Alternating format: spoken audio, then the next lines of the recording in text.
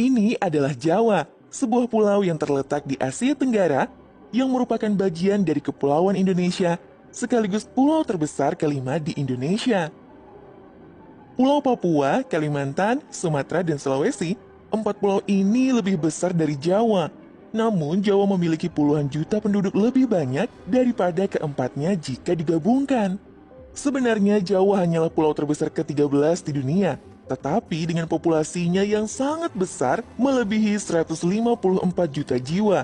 Jawa juga merupakan pulau terpadat di dunia, mengalahkan 12 pulau besar lainnya, seperti Honshu di Jepang, bahkan termasuk kota terbesarnya di Tokyo, dan Inggris Raya di Inggris. Tapi faktanya, bahwa Jawa yang hanya merupakan pulau terbesar ke-13 di dunia, memiliki populasi lebih tinggi daripada Rusia, negara terbesar di dunia. Jawa memiliki 154 juta jiwa, sedangkan Rusia hanya memiliki 146 juta jiwa. Dan ini terlepas dari fakta bahwa Jawa kira-kira 123 kali lebih kecil dari Rusia dalam hal daratan. Jawa terletak sangat dekat dengan benua Australia, namun populasi Jawa memiliki lebih dari 5,5 kali dari seluruh populasi Australia. Jika itu adalah sebuah negara merdeka sendiri, Pulau Jawa akan menjadi yang terpadat ke-9 di dunia. Lalu, kenapa Pulau Jawa penduduknya lebih padat dibandingkan daerah lainnya di Indonesia? Mari kita bahas lebih jauh. Ibu kota Indonesia saat ini, Kota Jakarta, yang memiliki populasi metropolitan tertinggi dengan lebih dari 11 juta jiwa, yang menimbulkan salah satu pertanyaan besar dan paling menarik tentang peradaban manusia abad ke-21. Mengapa dan bagaimana pulau yang relatif kecil ini memiliki begitu banyak penduduk di sana? Indonesia terletak tepat di daerah berbahaya, Ring of Fire atau cincin api, tapi juga terletak di antara tiga lempeng tektonik besar, yaitu lempeng Eurasia, lempeng Pasifik, dan lempeng Indo-Australia. Dengan puluhan lempeng kecil dan pecahannya, seperti lempeng Sunda, Timur, Banda, Maluku, Filipina, dan sebagainya. Ini membuat Indonesia memiliki lebih dari 127 gunung berapi yang menjadikan Indonesia sebagai negara yang paling aktif secara vulkanik di dunia. Hal ini Indonesia dalam sehari saja mengalami rata-rata sekitar 4 kali gempa bumi setiap harinya, mulai dari 3 skala Richter yang tidak terasa sampai 6 skala Richter yang mulai terasa. Dan kita tidak pernah tahu kapan dan di mana gempa tersebut akan terjadi. Oke, mari kita mulai dulu dengan apa yang pada dasarnya merupakan kekuatan peradaban terbesar dan juga kelemahan terbesar Jawa dan Indonesia. Indonesia memiliki lebih dari 127 gunung aktif, namun hanya ada 76 gunung berapi aktif yang memiliki catatan sejarah letusan sejak tahun 1600-an. Gunung berapi telah terbukti menjadi salah satu yang paling mematikan dan paling merusak dalam semua sejarah manusia. Letusan Gunung Samalas pada tahun 1257 Masehi dan Gunung Tambora pada tahun 1815 masing-masing diyakini sebagai dua letusan gunung berapi paling kuat di dunia. Gunung Tambora terletak di Pulau Sumbawa. Letusan Tambora begitu ganas. Suara letusan tercatat terdengar hingga Pulau Sumatera lebih dari 2000 km ke barat. Hujan abu vulkanis terjadi di Kalimantan, Sulawesi, Jawa, dan Maluku. Letusan tersebut menelan korban jiwa sedikitnya 71.000 orang, dengan 11.000 sampai 12.000 diantaranya merupakan korban langsung dari letusan. Letusannya mengeluarkan begitu banyak material ke atmosfer, sehingga menghasilkan tahun terdingin kedua yang pernah tercatat sejak tahun 1400-an. Kemudian pada tahun 1883, gunung berapi yang disebut Krakatau ini meletus dengan dahsyatnya. Suara letusan tercatat terdengar sampai 5.000 km jauhnya hingga ke Pulau Rodrigues dekat Madagaskar. Awan panas dan tsunami yang diakibatkannya menewaskan sekitar 36.000 jiwa. Letusan tersebut menyebabkan perubahan iklim global. Dunia sempat gelap selama 2,5 hari akibat debu vulkanis yang menutupi atmosfer. Matahari bersinar redup sampai setahun berikutnya. Hamburan debu tampak di langit Norwegia hingga New York. Tercatat bahwa letusan Gunung Krakatau adalah bencana besar pertama di dunia setelah penemuan telegraf bawah laut. Kemajuan tersebut sayangnya belum diimbangi dengan kemajuan di bidang geologi. Para ahli geologi saat itu bahkan belum mampu memberikan penjelasan mengenai letusan tersebut. Gunung Krakatau yang meletus, getarannya terasa sampai daratan Eropa. 76 gunung berapi aktif yang dapat ditemukan di seluruh Indonesia saat ini, 45 di antaranya dapat ditemukan hanya di Pulau Jawa saja, termasuk Gunung Merapi. Gunung berapi yang paling aktif di seluruh kepulauan Indonesia, yang biasanya letusan-letusan kecil terjadi tiap 2-3 tahun, dan yang lebih besar sekitar 10-15 tahun sekali. Sejak tahun 1768, sudah tercatat lebih dari 80 kali letusan terjadi di gunung ini. Di antara letusan tersebut merupakan letusan besar yaitu periode abad 19, yaitu tahun 1768, 1822,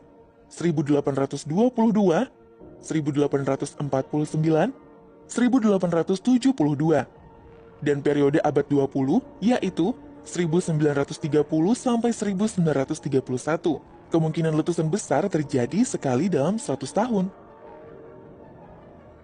Ini sangatlah buruk, karena salah satu kota terbesar di Jawa pada dasarnya terletak tepat di sebelahnya.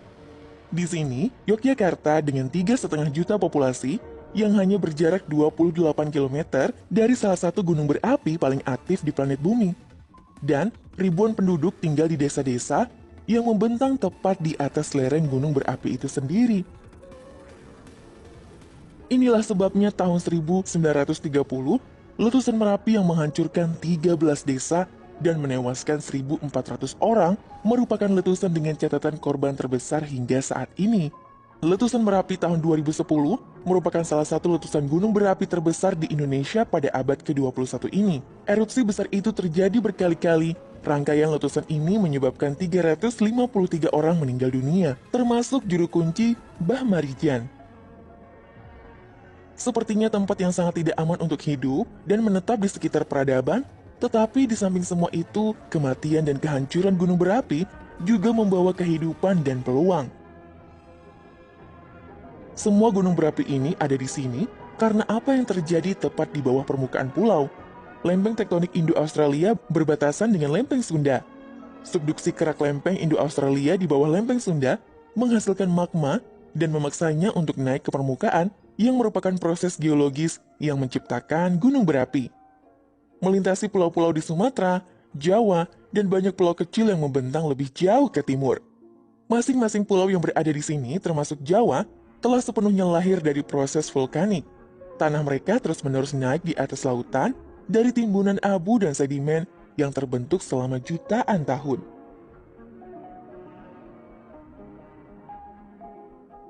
Tinggal di dekat gunung berapi menghadirkan bahaya dan risiko yang sangat nyata. Namun hal itu juga memberikan manfaat bagi peradaban yang luar biasa. Gunung api memiliki banyak manfaat untuk kehidupan manusia, terutama para penduduk yang tinggal di daerah sekitarnya. Hewan dan tumbuhan juga mendapatkan kebermanfaatan dari adanya sebuah gunung api. Setiap kali meletus, gunung berapi memuntahkan mineral dalam jumlah besar dari dalam bumi dalam bentuk abu. Abu vulkanik ini mengandung banyak unsur hara yang berguna menyuburkan tanaman. Ketika abu vulkanik keluar saat erupsi, material ini bersifat merusak tanah dan tanaman.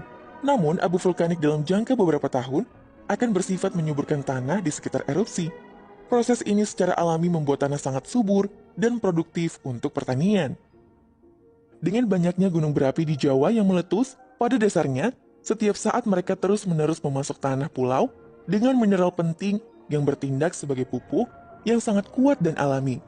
Ini sangatlah penting. Jika tanah tidak sering diganti dengan mineral yang lebih baru, kesuburan tanah menjadi habis dan pertanian tumbuh lebih sulit dari waktu ke waktu. Secara historis, setiap peradaban pertanian awal pertama kali muncul di sekitar lembah sungai, seperti di Sungai Nil, Sungai Tigris Efrat, Lembah Indus Gangga, dan Sungai Kuning.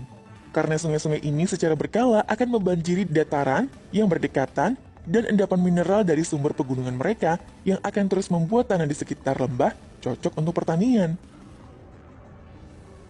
Gunung berapi pada dasarnya bekerja dengan cara yang sama terus-menerus menghasilkan peluang baru dalam kehidupan melalui periode kehancuran alami yang singkat. Namun sebelum munculnya pupuk industri di abad ke-19, hampir semua pertanian berlangsung di lokasi yang berisiko tinggi dengan imbalan yang tinggi. Di dataran banjir yang berdekatan dengan sungai, atau di tempat-tempat seperti Indonesia, Jepang, atau Pompei di Italia Selatan. Tanah vulkanik yang berdekatan dengan gunung berapi aktif memiliki pasokan tanah yang berlimpah dan sangat subur yang hampir terus-menerus diisi kembali dengan mineral oleh banyak gunung berapi aktif yang tumbuh dari subduksi lempeng Indo-Australia di bawah lempeng Sunda. Jawa secara alami selalu menjadi salah satu lokasi paling ideal di dunia untuk menghasilkan makanan jauh sebelum penemuan pupuk industri. Tetapi tanah yang subur hanyalah sebagian kecil dari keseluruhan penjelasan tentang Pulau Jawa yang memiliki banyak keuntungan geografisnya. Jadi Jawa adalah kunci. Indonesia terletak di sepanjang garis khatulistiwa atau ekuator hingga memiliki iklim tropis, suatu wilayah di dunia yang tetap hangat hampir sepanjang tahun, dengan memiliki musim hujan dan musim kemarau. Dan lokasi pulau ini berada di antara daratan benua Asia yang lebih besar di utara dan Australia di selatan. Secara langsung memaparkan pola curah hujan musiman yang dibawa oleh angin muson skala regional. Oleh karena itu, hampir semua pulau di Indonesia mempertahankan suhu hangat sepanjang tahun dan menerima curah hujan yang tinggi. Faktor-faktor ini menyatu sehingga Jawa tidak hanya memiliki tanah vulkanik yang subur, tetapi juga pasokan air tawar yang besar melalui hutan hujan lebat dan suhu yang terus-menerus hangat sepanjang tahun. Ini adalah 3 kondisi sempurna yang diperlukan untuk produksi pangan besar-besaran melalui pertanian, dan khususnya produksi beras yang merupakan sumber sebenarnya dari ukuran populasi Pulau Jawa yang luar biasa. Tidak bisa dipungkiri, beras merupakan makanan pokok masyarakat Indonesia. Tanpa beras, tandanya kita sedang tidak baik-baik saja.